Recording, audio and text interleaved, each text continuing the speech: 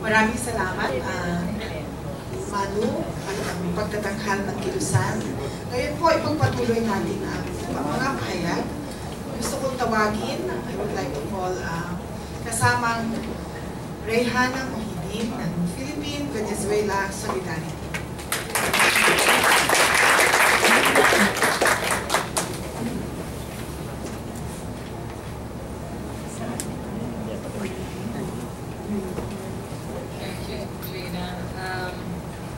Good afternoon, comrades. As previous speakers have pointed out, we have much to learn from Fidel, his revolution, and Cuban socialism as we strive for 21st century socialism. Evo Morales, the president of Bolivia, in his tribute to Fidel, stated that one of the greatest gifts of the historical leader of the Cuban Revolution is to make politics the noblest moral weapon for the liberation of the peoples.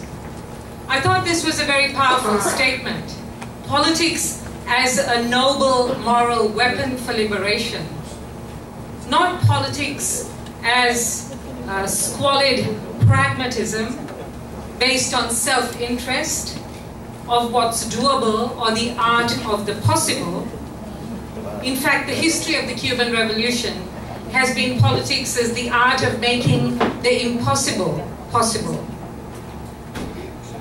And as we know, the survival of the Cuban Revolution for almost 6 decades is a testimony to this.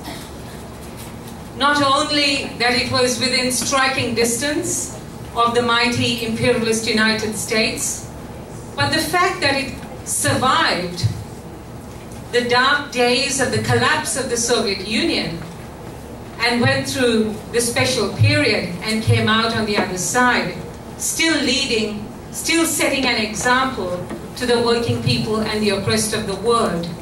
Cuba survived the collapse of the Soviet Union.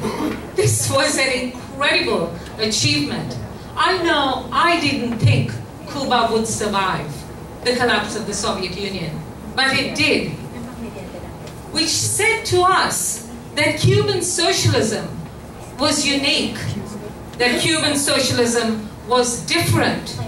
While all the other East European governments fell like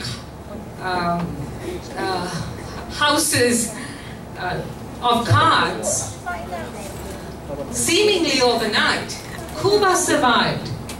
Cuban socialism was unique. Cuban socialism was different. It was not a mere appendage, a mere copy of the Soviet bureaucracy or Stalinism. And in some ways, 21st century socialism started in the 20th century with the Cuban Revolution.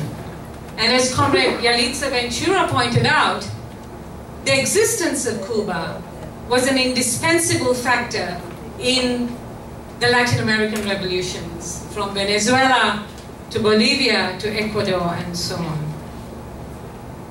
Politics as a noble moral weapon. This is a precious lesson we need to pass on to the new generation of political activists, that their political activity is a weapon for the liberation of the peoples towards socialism.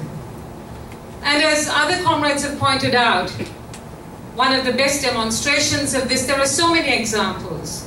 Fidel and Cuba's internationalism, the internationalist anti-imperialism, which is the other side of the coin of socialist Cuba's defense of its national sovereignty. Its national sovereignty went hand in hand with a revolutionary internationalist practice. And several examples were given this afternoon. For me, a powerful example is, of course, the support for the Angolan Revolution, which was a turning point. 400,000 Cuban personnel were sent to Angola from 1970 to defeat the South African invasion, a nuclear-powered army, which was a turning point in the defeat of apartheid. And of course, we have the magnificent Cuban doctors and health workers from the barrios of Caracas to the barrios of Timor-Leste. And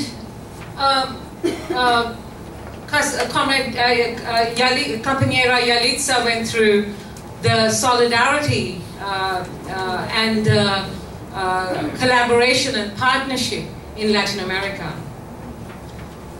Fidel's commitment to anti-imperialism was principled and it could not be traded. At various moments in history, he rejected an offer to reduce hostilities, to lift the US blockade, for example, because they were preconditioned on abandoning some anti-imperialist internationalist cause, withdrawing troops from Southern Africa, ending support for the Central American revolutions, cutting off ties to the Soviet Union.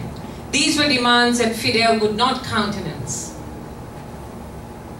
But the Cuban Revolution's anti-imperialism also began at home, on the domestic front, when Fidel declared in 1960 that the revolutionary government would expropriate US corporations down to the nails in their boots, and then started a program of nationalization of key sectors of the Cuban economy, such as sugar and tobacco. And today this is a lesson for us again, because neoliberalism has consolidated imperialist domination of third world economies and has increased the importance of economic imperialism vis-à-vis political and military imperialism. A genuine anti-imperialist policy today has to be both in the realm of foreign policy and economic policy. More than ever, an economic anti-imperialism is necessary. This requires pursuing an anti-neoliberal economic program. Fidel also led a democratic and humane revolution. No show trials and Stalinist purges, no mass repression, no destruction of human life. We also see the practice of an eco-socialism in Cuba, designated as the only sustainable country on the planet. If humanity is to survive the climate catastrophe, it will have to learn from Cuba's ecological and climate protection measures. And then we have the women's question and gender equality, the revolution within a revolution.